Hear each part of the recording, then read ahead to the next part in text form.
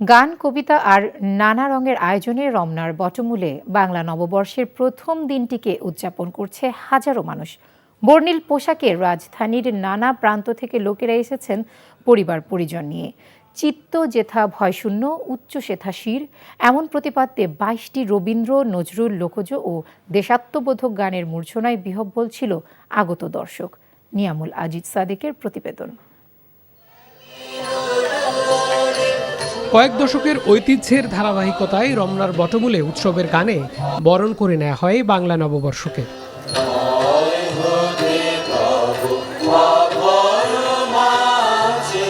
ছায়ানটের ২০০-র বেশি শিল্পীর অংশগ্রহণে মেতেছিল উৎসব। লাল নীল সাদা পোশাকে পরিবার পরিজন নিয়ে নানা বয়সী মানুষ গানের তালে হৃদয় রাঙিয়েছেন। প্রত্যেক বছরই ছায়ানটের অনুষ্ঠান দেখার জন্য রমনায় আসা হয়। আমিও একজন ছায়ানটের স্টুডেন্ট, তো প্রত্যেক বছরের মতন এবারও খুব ভালো লাগছে। অনেক ভালো লাগতেছে এই পয়লা বৈশাখটা। নতুন বছরটাকে সুন্দর করে সাদরে গ্রহণ করতে পেরে আসলেই ভালো লাগছে। পয়লা বৈশাখে সবার অভিন্ন উৎসবের রঙের ছোঁয়া ছড়িয়ে পড়েছিল প্রান্ত থেকে প্রান্তে। সুন্দর বাংলাদেশ দেখতে চাই, প্রগতিশীল বাংলাদেশ, সমৃদ্ধশালী বাংলাদেশ। মানুষের মধ্যে মেলবন্ধন, এটা কোনো কিছুর বিনিময়ে বাঙালির মধ্যে থেকে যাবে না। দেখা হলো অনেকের সাথে, সব মিলে খুবই ভালো লাগছে।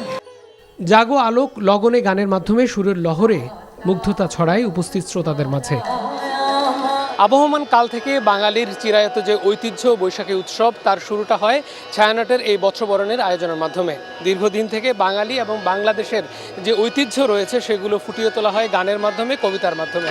আর এই আয়োজনের মাধ্যমে বৈশাখীর পূর্ণমাত্রা পায় বলে বিশ্বাস করে অনেকে। Niamul Aziz Sadek, NTV news, Dhaka.